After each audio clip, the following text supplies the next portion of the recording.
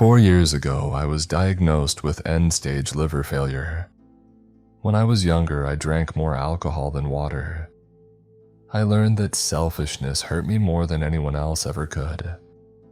Over time, I slowed down, not because I wanted to, but because partying in your 30s with college kids, as Freddie put it, just isn't a good look.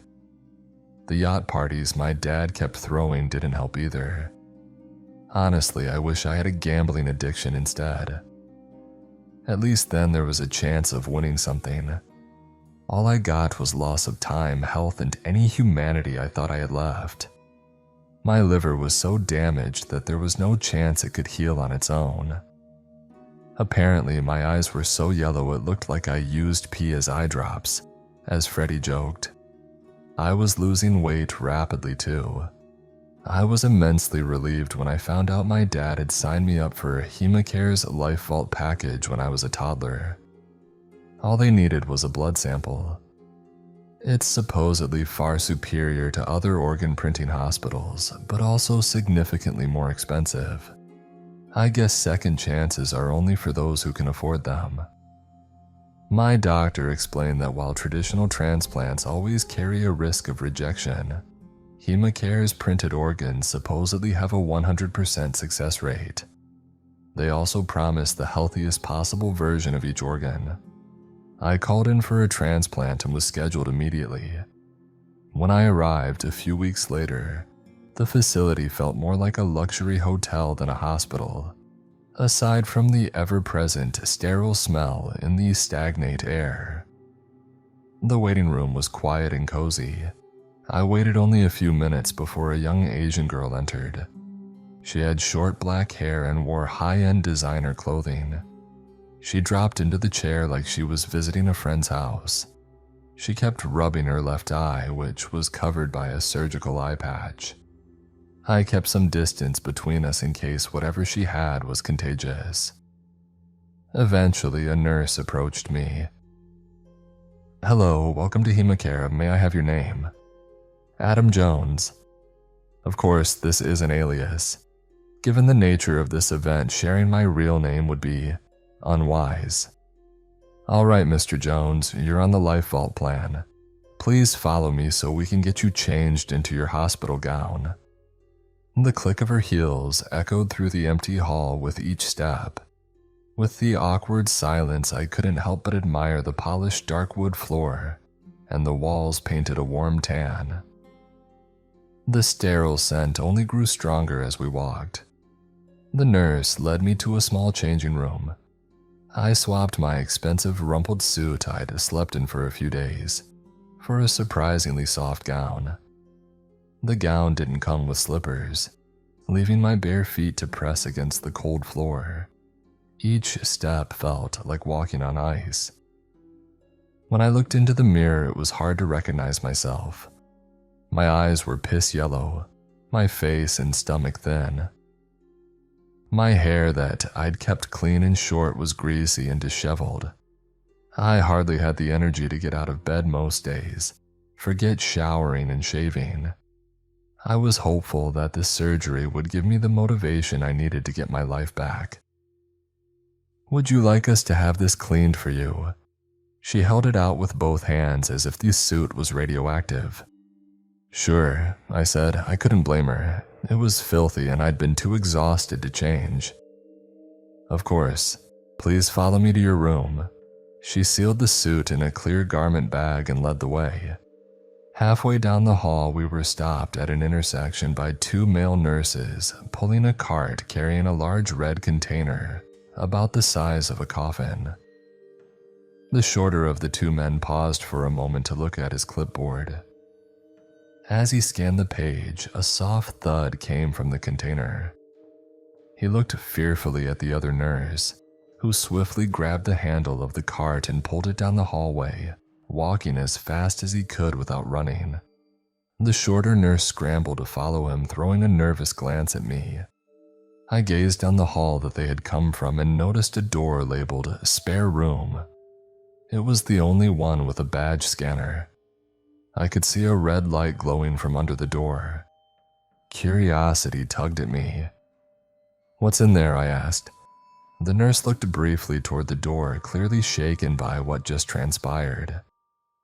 "Oh," she laughed nervously, "that's just the spare room.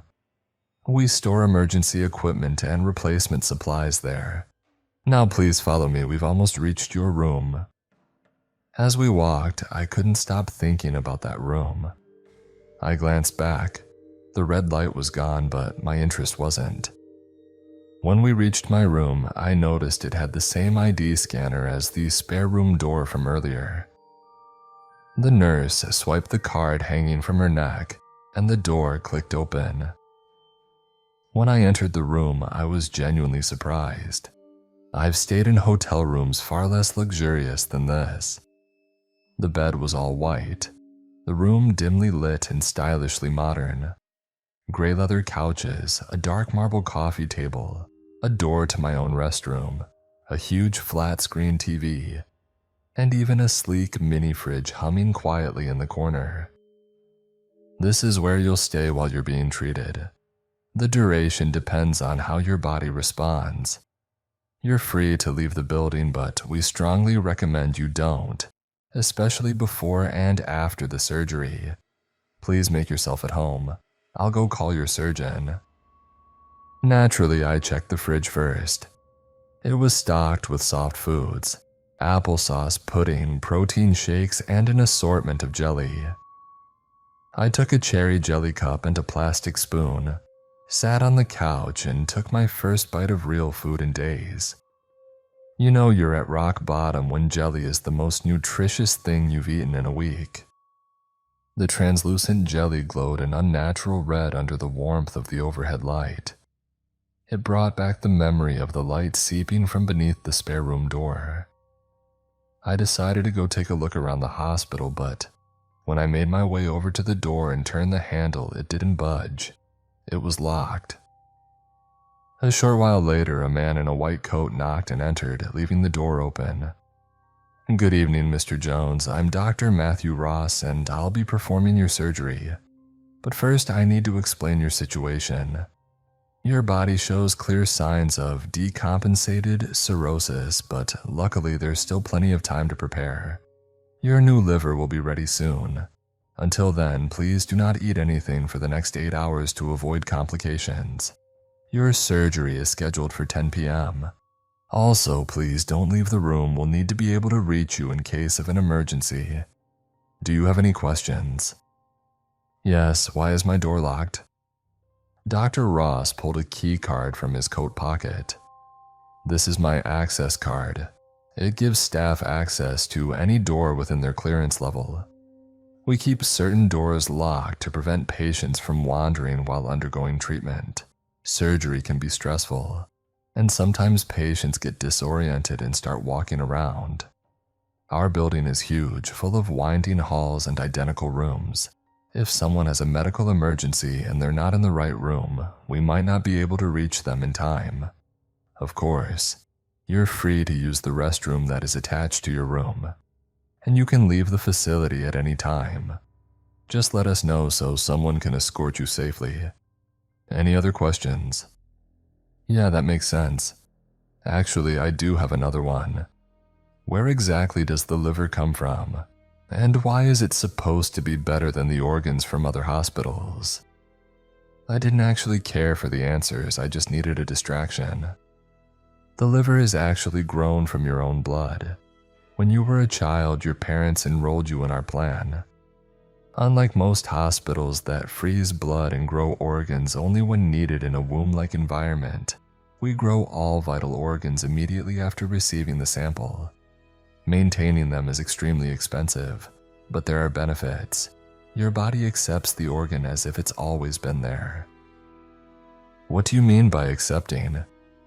Does the body try to refuse organs? I asked while slowly walking over to the empty jelly cup. The doctor paused. Yes, traditional organ transplant rejections are fairly common. The immune system doesn't recognize the organ and attacks it. Ours don't have that risk, which is what sets us apart from other organ printing companies. But if they can freeze blood, why don't you guys just freeze organs too? That way you can thaw them when needed. I took the jelly cup's aluminum seal off the table. The surgeon smiled and said, "That is a great idea. Blood cells frozen for many years could lead to DNA damage, so other companies run that risk. To reduce this risk, they split the blood into multiple vials since it doesn't take much blood to start the organ growing process. However, organs are much larger and a lot more complex. Freezing and thawing will almost always result in the organ being damaged severely. Preserving it in a false body apparatus keeps the organ growing and healthy without the need of freezing." I was still a bit confused, but I think I got the gist. Yeah, I guess that makes sense. One last thing if you don't mind. While I was in the bathroom, the faucet wasn't working. Could you please take a look at it? The doctor hesitated. Sure, I suppose. But I'm not exactly handy. If there's a problem, I'll call for assistance. He set his clipboard on the table and walked into the restroom. The moment he left my view, I moved quickly and quietly to the door, stuffing the aluminum cover into the slot where the door lock would go into. It seems to be working fine. I quickly went back to where I was standing, Dr. Ross's voice becoming louder as he left the bathroom. "If you have any more issues with the faucet, just press on the remote near your bedside and a nurse will be with you right away." "Thank you so much. I really appreciate your help, Dr. Ross." I tried for a polite smile, but it came off as condescending. His own smile faltered a bit. "You're very welcome. I'm glad I could help. I'll get everything ready for the procedure. Please enjoy your stay." He left and I was alone again. Bored of endless scrolling through streaming services, I sat in silence, waiting for the coast to clear. Eventually, I decided it was safe to leave. I had to know what the source of that red light was, and what made that noise from inside the container. I got up and turned the door handle slowly, careful to not make noise. The hallways were just as empty as before, but without the nurse's rhythmic steps. I wandered through the repeating hallways. The only indication that I wasn't going in circles were the room number signs. While I was walking around trying to find the red room, a nurse walking backwards with an empty cart bumped into me. They were the nurses from before. I instantly noticed his ID card clipped onto his pants pocket. I could barely make out the name Reginald. "Oh, I'm so sorry." He paused, his eyes fixed on my face, like he couldn't quite understand what he was seeing. It felt like he was scanning every inch of me. The taller nurse gave him a sharp nudge with the cart and let out a cough. The short nurse blinked in succession, then forced a smile. "I'm so sorry, sir. Please return to your room and wait for your treatment." I know I'm not much to look at. I'm stricken with jaundice, skinny and sick, but you'd think a nurse would be used to it. The short nurse whispered something to the tall one, who nodded and took the cart while the other walked off in the direction they'd come from. Curious, I followed him, keeping my distance. He kept glancing over his shoulder, failing at being inconspicuous. He picked up his pace. After a final turn, he reached the spare room, pulled out a key card, scanned it, then entered a code into the keypad. He slipped inside. Going in with him would be risky, so I thought if I hid and waited, I could try to steal his badge discreetly. So I hid behind a corner, watching the door and waiting. Only a few moments later, the red light returned, and immediately after, the nurse walked out, sighing a breath of relief, but quickly looked up. A jolt of panic hit me. Had he seen me? I desperately looked for a hiding place, so I crouched behind a large plant in an alcove. I was surprised that I was small enough to fit. His footsteps were quick. They drew closer, growing louder until they suddenly slowed. I held my breath, praying he didn't notice me.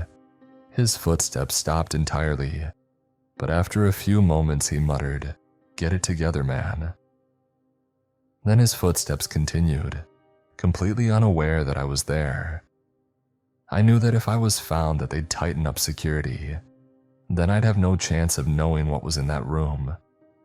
And I'd be mortified that I'd been found crouching half naked behind a plant like a lunatic. After a minute of silence, I sprinted to the door. Miraculously, the nurse left his card in the scanner. I looked over my shoulder to make sure no one was around and reached for the door handle. But the closer my hand got to the metal handle, the colder the air around my fingers became. I hesitated for a moment, doubts crawling down my body like spiders, but curiosity pushed through, and I gently opened the door. The room was very dark and freezing. Each breath let out visible fog. It was mostly empty except for a blue-lit screen glowing softly on a podium in the center. Above me, rows upon rows of large glass chambers hung like meat hooks in a butcher shop. I approached the screen. It asked for a patient's name or ID. I entered my name. Result found. I selected my profile. Name: Adam Jones. Age 35. Sex: male. More data such as blood type, medical history, etc. were listed. On the right side of the screen was a large green button, Spare. I immediately pressed it. A second profile appeared, Spare 7370617265. Age 33. Organs available, all green listed except one. Liver unavailable. I felt something churn deep inside. Then I saw another button, Retrieve in bright yellow, and I of course pressed it. The glass chambers overhead started moving on tracks, clanking and shifting until one hovered above the center platform. Beneath it, a circular platform lit up white. The chambers slowly descended, like a claw machine lowering a fragile prize. When the glass chamber stopped, I looked closely into it. A pair of white eyes stared back at me. I froze. Terror became a dark, oozing liquid clinging to me. The figure had long brown hair and wore a breathing mask with a tube covering most of his face. Wires coiled around his muscular frame, suspended in fluid, curled in a fetal position. Its gaze followed me no matter where I moved, not alert, just instinctive, infantile. Whoever this was, I had to help him. I pounded on the glass to no avail. It was stronger than I expected. There had to be a way to open it. "Hey, can you understand me?" I asked the man desperately, but he stayed silent. I stared at him, hoping that he would show some sort of awareness, but the longer I looked, the more familiar he became. The hair color, the eyes, the face shape. I noticed 2 small moles on the man's curled hands. I quickly turned my wrist to look for my own 2 moles. For a moment, I could not even fathom it. It was me. I jerked my head back to the terminal. The yellow button was now red, drain and extract. Before I could press it, I heard voices approaching. I ducked into a shadowed corner.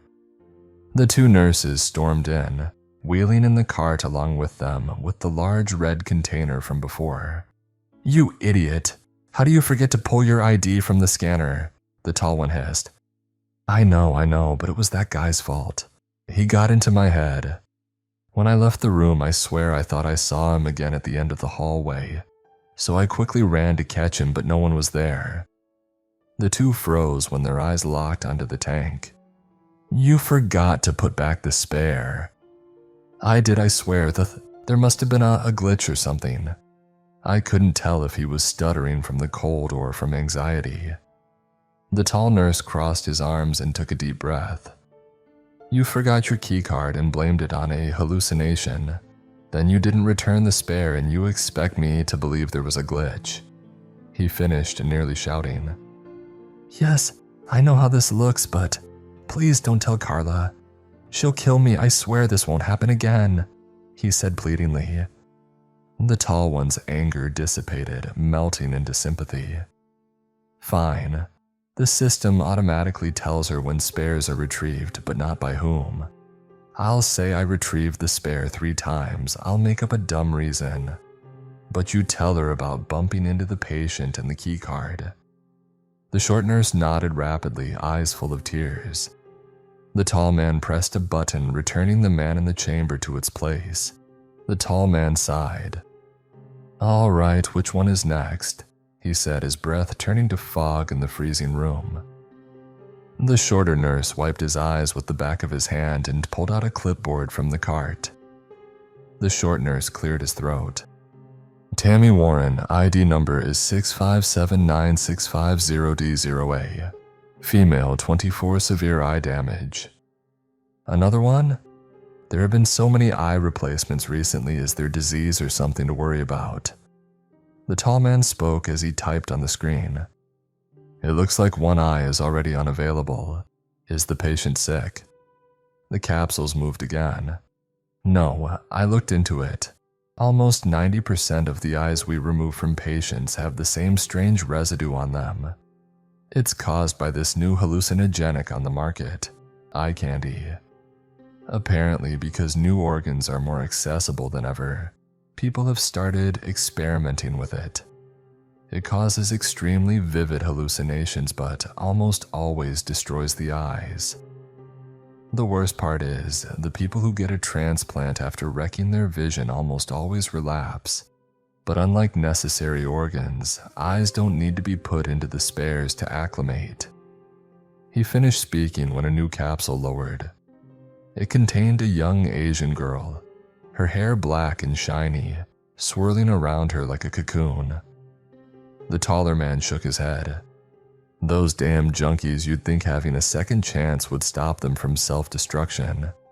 What if something happened to the meat fridges? Has the thought never crossed their minds?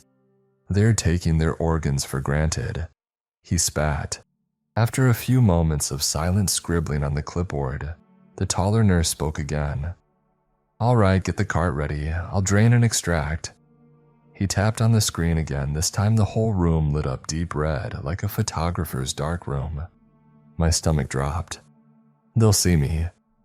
The chamber drained of liquid. The girl descended slowly until her frail, naked body met the floor. She laid there motionless, as the chamber glass slid to the side, granting access to their meat fridges. The short nurse gave a button at the side of the cart a long press, lowering it until the top reached his ankle. "All right," he said. "Like usual, I'll get the hands and you get the legs," the taller man ordered. The shorter man stretched his back and bent down to pick up the girl's legs and drop them. "Damn, sorry, she's slippery." The taller man took a deep, steadying breath and patiently held onto her arms, used to his partner's incompetence. The shorter nurse grabbed a towel from the cart and wiped her legs dry. "Sorry," he muttered again. The two men slowly picked her up and placed her gently into the red container. There wasn't even the faintest trace of resistance in the girl. She was more corpse than human. Just looking at her turned my stomach. I had to get out of there and fast. The tall man walked back over to the computer and pressed the screen again. "All right, which room?" "Room 411, the short nurse said as the empty chamber ascended back into the rafters. The two nurses left, pulling the cart behind them. The silence in the room was palpable. I rushed over to the screen and pulled up my clone's profile one last time. My index finger quickly moved to the right side, but I hovered there, shaking above the retrieve button. They'd know it was retrieved a 4th time. Why risk it? What if I needed another organ like Tammy? Yeah, I know how bad that sounds. I mean, I could get another organ grown, but what if it's my heart and they couldn't grow it fast enough, or what if my body rejects it? I slowly looked up at the capsules, listening for even the slightest murmur for help. But the room was a silent graveyard. I could see faint eyes watching me from all around. A few had one eye, even fewer had both. These weren't real people, I told myself. They were storage. If I opened the capsules, they'd probably just collapse helplessly too. I held my hand reluctantly over the X icon and closed my eyes, and pressed down. Maybe someone else will help them. Walking out of that room, I'd convinced myself I couldn't, that I wouldn't even know how. Now, 4 years later, I know that that was BS. I even knew it then, but I still walked away. I'm hoping that by writing this and telling the world, that someone will see this and do what I couldn't. I couldn't help then, and I can't help now. I can't go back. I can't face those lifeless eyes that I left behind. I still remember those eyes as I reach for another bottle.